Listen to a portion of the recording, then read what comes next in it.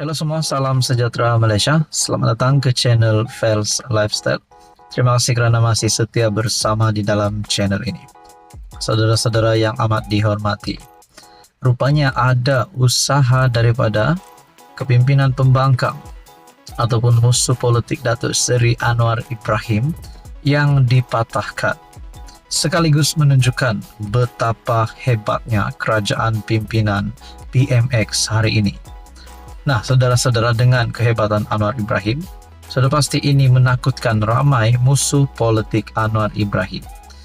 Saya mendapatkan satu maklumat daripada Harapan Daily yang menyebut kempen Perikatan Nasional dijangka menggila selepas usaha serang kerajaan tak berhasil.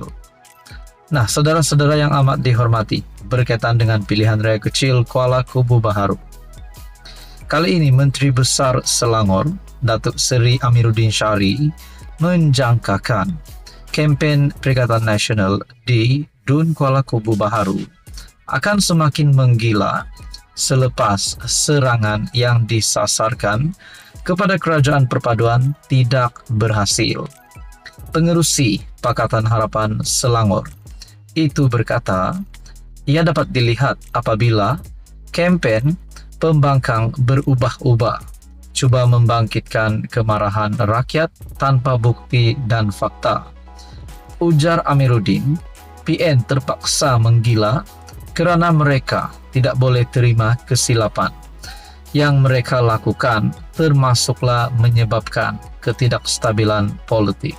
Menurut Harapan Daily, jangkaan saya, selepas mereka gagal, mereka akan makin menggila.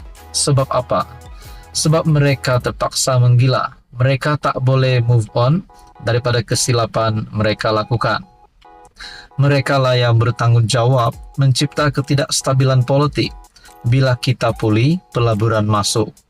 Dengan kestabilan ditunjukkan ini, kita boleh bentang dasar perubahan tenaga, dasar baru perindustrian besar dapat menarik pelaburan, semikonduktor.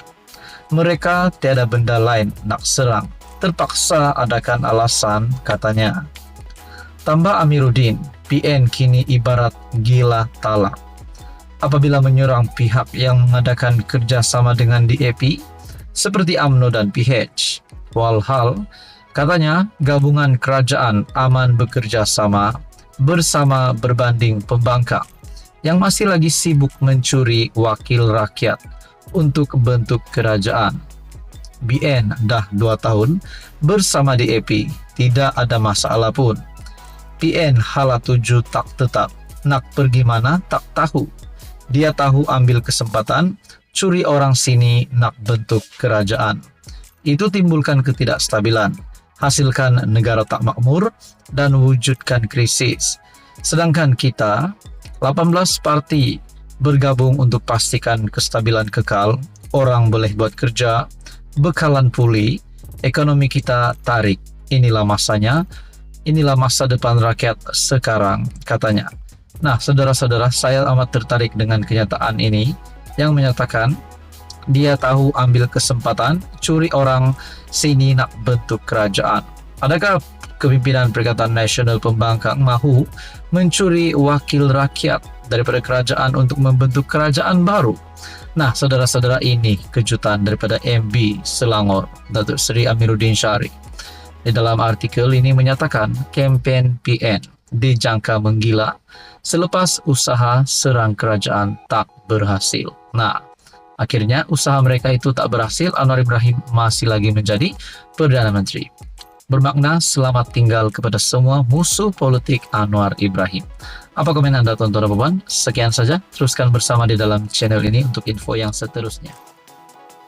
Halo semua, salam sejahtera Malaysia. Tuan-tuan dan puan yang amat dihormati, selamat datang ke channel Fels Lifestyle. Terima kasih kerana masih bersama di dalam channel ini. Saudara-saudara, ini satu maklumat yang pasti memeningkan kepala, memanaskan telinga kepimpinan Perikatan Nasional. Kenapa saya cakap begitu? Kerana melalui satu dapatan saya ini yang menyebut 3 pencapaian anak pemimpin Perikatan Nasional yang membanggakan. Giliran siapa pula selepas ini?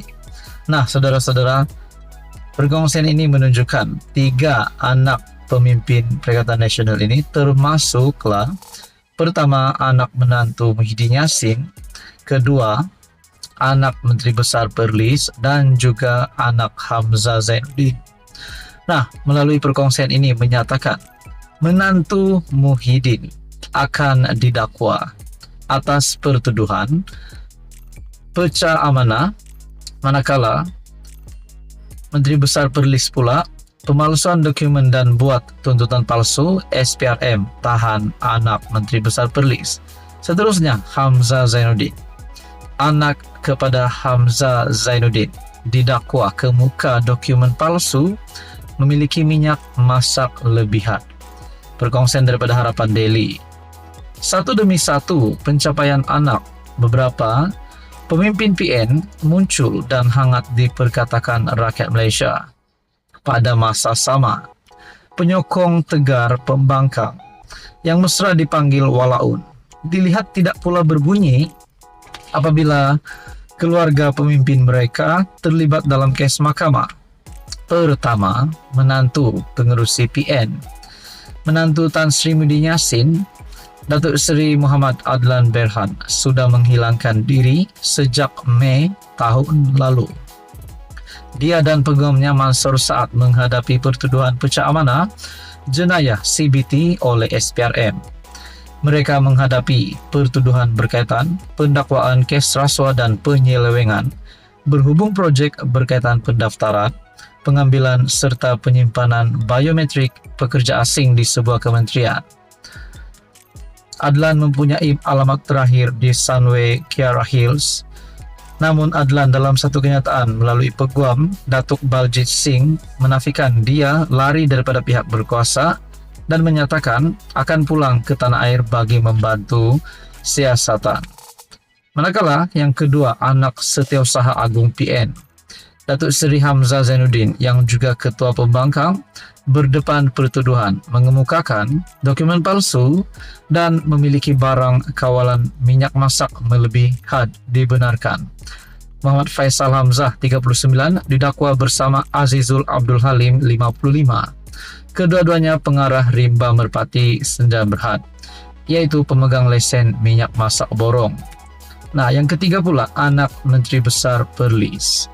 Paling terbaru dan menggemparkan ialah kes melibatkan anak kepada MB Perlis Muhammad Syukri Ramli. Anak lelaki pengerusi PN Perlis itu antara 6 individu yang direman oleh SPRM. Mereka direman bagi membantu siasatan pemalsuan dokumen tuntutan palsu berjumlah 600,000. Nah, saudara-saudara, untuk rekod, Muhammad Syukri yang juga Pesuruhjaya PAS Perlis mengangkat sumpah sebagai MB yang ke-8 pada 22 November 2022. Nah, saudara-saudara yang amat dihormati, ini satu pendedahan baru ataupun satu lagi pendedahan yang pasti mengejutkan Perikatan Nasional. Adakah ini sedikit sebanyak akan memberikan kesan kepada pilihan rakyat kecil Kuala Kubu Baharu? Apa komen Anda? Sekian saja. Teruskan bersama di dalam channel ini.